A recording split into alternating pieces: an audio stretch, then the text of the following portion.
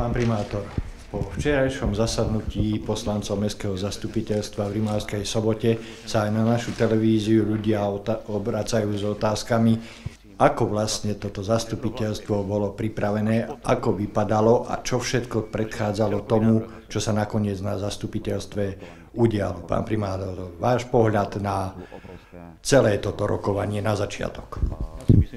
Áno, pán redaktor, v podstate ja by som začal takto.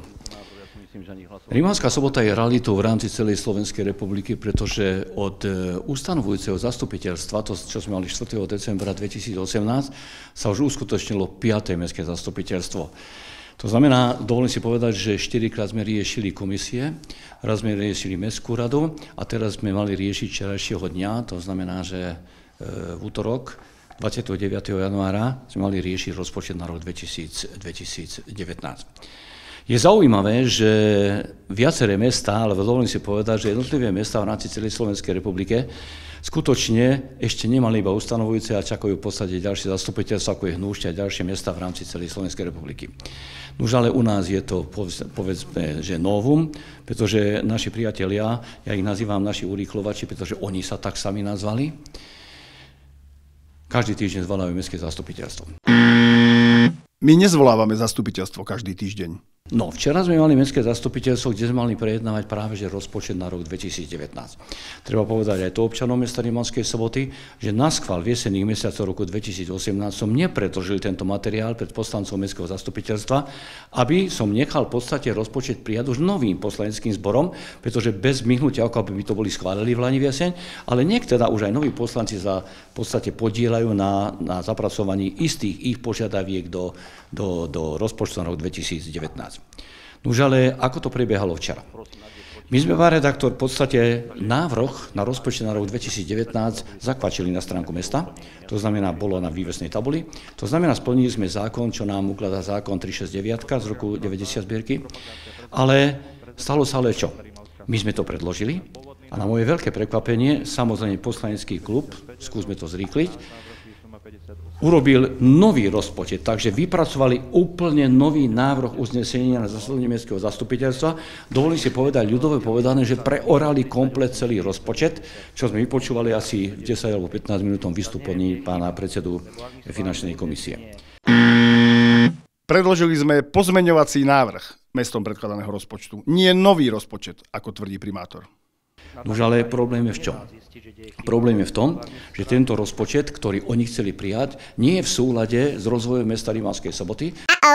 Občania sa pýtajú, ako vyzerá dokument Rozvoj Rimavskej Soboty? Existuje vôbec?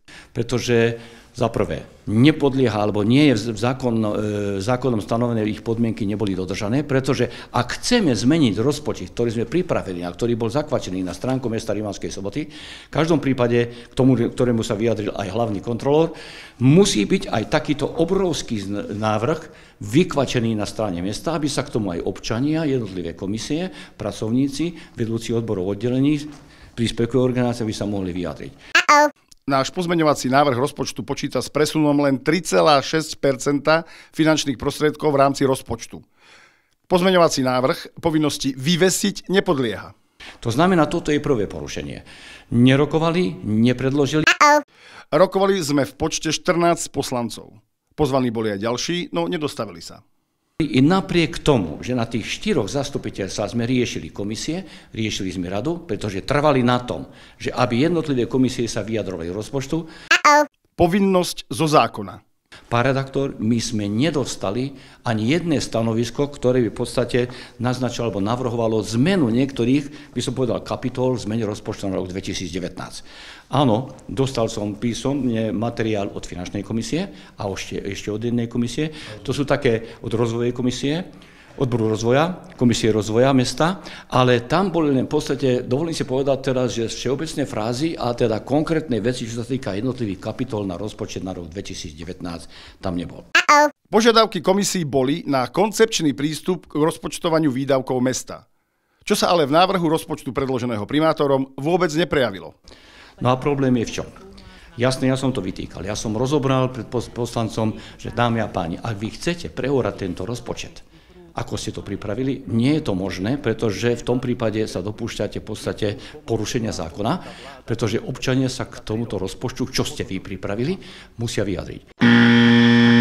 Zákon číslo 583 z roku 2004 zbierky, paragraf 10, ktorý upravuje zostavovanie a členenie rozpočtu obce a rozpočtu vyššieho územného celku, nič takéto nehovorí. Skrátka, celý rozpočet preorali, nechali mi 47%, čo sa týka len úseku školstva, pretože toho sa nedotkli. Rozpočet mesta je približne 18 miliónov eur. Presunuli sme v rámci návrhu rozpočtu menej ako 650 000 eur, čo nepredstavuje 53%, ako to uvádza primátor, ale len 3,6%. No ale poďme konkrétne k veci. Ja som navrhoval jednoznačne, že áno. My musíme sa zamyslieť nad tým, že teda by sme zabezpečili rozvoj mesta Rimavskej Soboty. Problém je ale v čom? Ja skúsim to rozobrať. Pán redaktor. Páni poslanci z tohoto klubu navrhujú jednoznačne, aby sme prebudovali domov mládeže na ulici Školskej na domov dôchodcov a domov sociálnych služieb. Pán redaktor, skúsme sa len zamyslieť. My sme už predložili dvakrát, v septembri, v októbri do roku 2018, návrh na to, aby sme z tohoto domova vybudovali byty pre mladé rodiny s deťmi. Požiadavke zo strany Ministerstva spravodlivosti, pretože viete veľmi dobre, tu sa počíta s vybudovaním väznice na Sabovej. Ja som v mesiaci januára, alebo myslím, to bolo začiatkom februára minulého roka, rokoval som vtedajšou ministerkou pani Žitňanskou, ktorá ma jednoznačne informovala, že justičná väzenská stráž bude potrebovať cirka tých 78 až do 100 bytov. Podľa oficiálneho vyjadrenia Ministerstva spravodlivosti, ako aj riaditeľa zboru väzenskej a justičnej stráže, nikdy nebola takáto požiadavka vznesená. Ak by aj takáto požiadavka prišla, nebolo by možné ju uspokojiť, nakoľko zamestnanci zboru väzenskej a justičnej stráže disponujú vyššími príjmami a nie sú obyvateľmi Rimavskej Soboty. A to je základná zákonná podmienka pre prideľovanie bytov financovaných cez štátny fond rozvoja bývania. Ostatné byty, pretože tam by sme mohli dať cirka tých 120-130 bytov, by sme poskytli pre občanov mesta Rimavskej Soboty. Ja mám tu na stole cirka 38 žiadostí na byty pre mladé rodiny s deťmi, takže nepôjdu tam rómske byty, ani vlastne ma to nenapadlo, že by som tam urobil sociálne byty, to jednoznačne prehlasujem. Boli by to byty pre mladé rodiny s deťmi plus pre justičnú väzenskú stráž. Pán redaktor, požadujú tam 33 000 eur. Nepožadujeme, navrhujeme 35 000 eur. Práve na to, aby urobili v podstate opravu alebo zmenu projektovej dokumentácie, ktorú sme získali od VUC Banskobystrického samosprávneho kraja.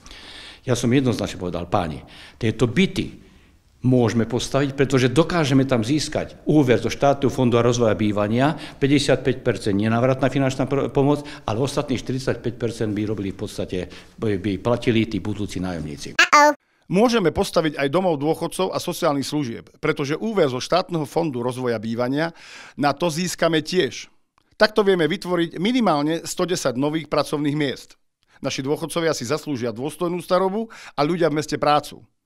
Môžeme postaviť aj bytový dom s 34 bytmi na ulici Hostinského, ktorého výstavbu zastavil primátor ešte minulé volebné obdobie. No a takto by som to mohol rozobrať. Rozbili mi celý rozpočet, páni poslanci, ale pritom to neprerokovali ani s vedením meste, neprerokovali ani jednotlivými príspevkovými organizáciami.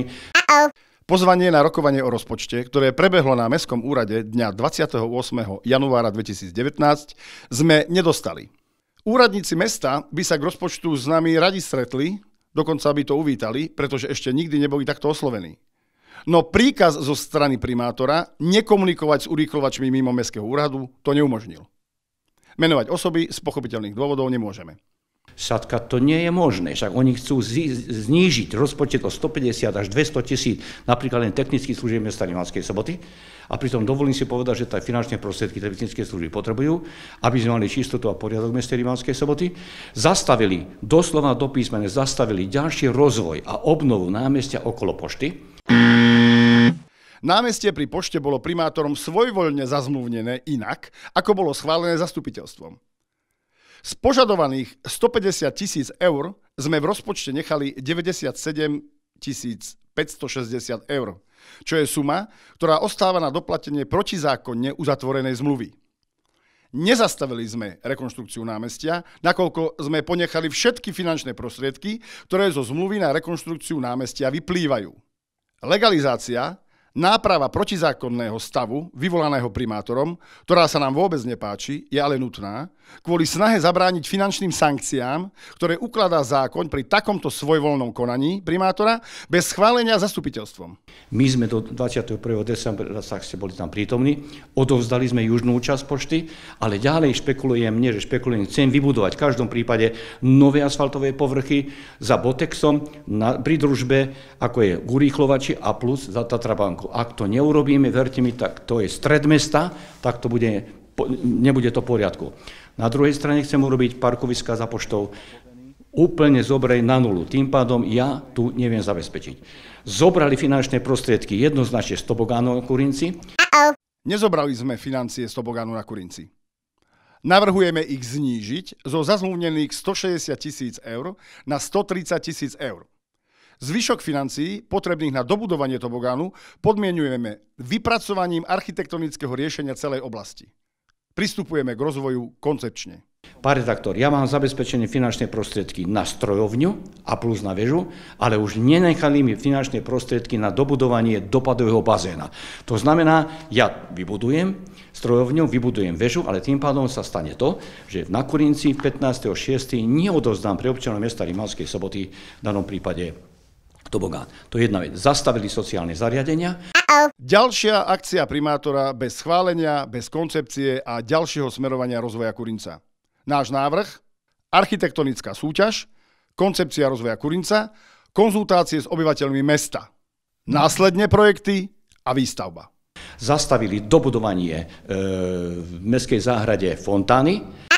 Vybudovanie fontány bolo primátorom svojvoľne zazmluvnené bez schválenia zastupiteľstvom. Z požadovaných 50 000 eur sme v rozpočte nechali 42 000 eur, čo je suma, ktorá ostáva na doplatenie protizákonne uzatvorenej zmluvy. Legalizácia, náprava protizákonného stavu vyvolaného primátorom, ktorá sa nám vôbec nepáči, je ale nutná kvôli snahe zabrániť finančným sankciám, ktoré ukladá zákon pri takomto svojvoľnom konaní primátora bez schválenia zastupiteľstvom. A zobrali 180 000 asfaltovania a budovanie ďalších chodníkov a ulic v rámci mesta Rimavskej Soboty. Toto je dočasné opatrenie, kým sa neurobí pasportizácia komunikácií v meste. Čo znamená spracovanie dokumentácie zhodnotenia stavebno-technického stavu komunikácií. Je to snaha o racionálny prístup k údržbe komunikácií. Minulý rok sa preasfaltovalo 1 250 000 eur. Po vyhotovení pasportizácie a pri vyhodnotení príjmov zo štátneho rozpočtu sa pridelia financie na rekonštrukciu tých komunikácií, ktoré to najviac potrebujú. Chrenovisko, Šibeničný vrch, cesta k Botexu a iné. Asfalt nemá byť politickým marketingom, ale potrebou mesta a nárokov občanov. Teraz mi povedzte, pán redaktor, ako dokážem dokončiť napríklad na Chrenovisku chodníky, ako urobím na ulici Gorkého chodníky, to treba v každom prípade, ako urobím Šiebeničný vrch a mohol by som ďalej spomínať. Takže toto som jednoznačne to nesúhlasil. A keď som im povedal otvorene, že s čím nesúhlasím, tak pán poslanec Jurkemík dal návrh, procedurálny návrh, aby mi odňali možnosť vedenia schôdze. Pán Jurkemík dal návrh na odňatie vedenia schôdze primátorovi preto, lebo mu primátor aj napriek viacerým upozorneniam skákal posmešne do reči a opakovane urážal aj ostatných poslancov. Rýchlili až príliš, pán Šimkovi, teraz. Áno. Projekt námestia pred Botexom bol zrealizovaný iba z časti. Poprosím neskákať do rečí. Áno, pán Jurkemík. Poprosím neskákať do rečí. Samozrejme. Dávam procedurálny návrh, lebo povedali ste pánovi Haduchovi, že trepe, čiže ste boli urážliví, neskáčete do reči, dávam procedurálny návrh a odobrate vám práva viesť túto schôdzu. Čo tu trepete, pán Hazucha? Netrepte somariny. Čo tu trepete? Dobre, ľudia dnes si urobia názor, ako trepete. 70 000 je vyčlenený na futbal a 40 000 je vyčlenený na ostatné športy. Ja neviem, vy hovoríte, vždy teraz idete tak, ale nevadí. Netrepem blúdy, ale ste len fanúšik športu. Jednoznačne, pán redaktor, odňatie vedenia schôdze môžu robiť poslanci, ale zákonnými prostriedkami. To znamená, mysle rokovacieho poriadku, len v tom prípade, ak predsedajúci, nech je to primátor alebo ktorýkoľvek iný, nedá možnosť vystúpiť poslancovi mestského zastupiteľa. Toto sa nestalo. To znamená nezákonný postup poslancov mestského zastupiteľstva. Postupovali sme mimo ustanovení rokovacieho poriadku, nie mimo ustanovení zákona. Rokovací poriadok budeme v tomto zmysle žiadať upraviť v najbližšej dobe tak, aby primátor ani nikto iný nemohol nikoho v sále znevažovať a urážať a aby predsedajúci nemohol nikomu skákať do jeho vystúpenia. Urobili sme chybu, treba si to priznať, aj keď sme boli morálne v práve. A mrzí ma to, že okrem tých našich urýchlovačov, bolo ich tam včera 8, sa k tomuto pridal pán doktor Juhás aj pán Hazucha. To znamená, že 9 hlasmi, nakoľko ostatní ľudia boli preč, museli odišli napríklad, ďalší odišli napríklad na súd, odišiel jeden do Maďarska, takže oni dokázali toto urobiť. Ja som im nechcel povedať v tom čase, ale jednoznačne, pán redaktor, odňatie vedenia schôdze bolo protizákonné. Sedel tam okresný prokurátor, ktorý jednoznačne povedal, to chlapi nejde, pretože neporušil som nič a oni napriek tomu toto urobili. Pán prokurátor v sále sedel a spolu s ním aj mestský kontrolór. Nikto z nich pred hlasovaním na nič neupozornil. Porušenie zákona konštatovali až cez prestávku v dobe, keď už primátor v sále nebol. Celý nasledujúci postup sme s pánom prokurátorom následne konzultovali a v schôdzi sa pokračovalo podľa jeho inštrukcií. To znamená, prijali nezákonné uznesenie, zaďalej prijali ďalšie nezákonné uznesenie poverením schôdze pani viceprimátorky, ďalšie nezákonné uznesenie s tým, že poverili pána Juhása a ďalšie 4. nezákonné uznesenie, že prerušili schôdzu. A teraz je skutočne problém, ako budeme pokračovať. Je to precedens v rámci celej Slovenskej republiky. Pán primátor, viem, že sa nemá odkazovať cez médiá, ale ani sme postrehli, že už zástupcovia tohto klubu vlastne zverejnili jednak na sociálnej sieti a jednak písomne na určitom médiu výzvu. Čiže z vašej strany, aké kroky vykonáte, aby toto zastupiteľstvo, ktoré pravdepodobne pokračovať bude, bolo už skutočne také, aké má byť, čiže v súhľade so zákonom. O právne stanovisko som požiadal okresného prokurátora, ktorý jednoznačne priamo na mestskom zastupiteľstve im povedal, páni, nezákonne ste odňali vedenie schôdze predsedajúcemu, to znamená primátorovi mesta Rimavskej Sobote, nezákonne ste prijali ďalšie uznesenia a nezákonne predkladáte tento materiál, pretože takáto zmena, pán redaktor, v návrhu na uznesenia v rozpočte na rok 2019 nie je možné len zmenami priamo na mestskom zastupiteľstve. Táto zmena musí v každom prípade byť vyvesená na stránke mesta, na internetových stránkach. Prokurátor takéto stanovisko na zastupiteľstve nekonštatoval. Zákon takú vec, ako je vyvesenie pozmeňovacieho návrhu k rozpočtu na stránke mesta, nepozná. To znamená, radom porušili zákon 369, to znamená, ideme ďalej. Ja očakávam konkrétne stanovisko do okresného prokurátora, pretože rokoval som s viacimi ľuďmi, je to precedens v rámci celej Slovenskej republike, pretože sa to ešte na Slovensku nestalo, že takto ukončili schôdzu.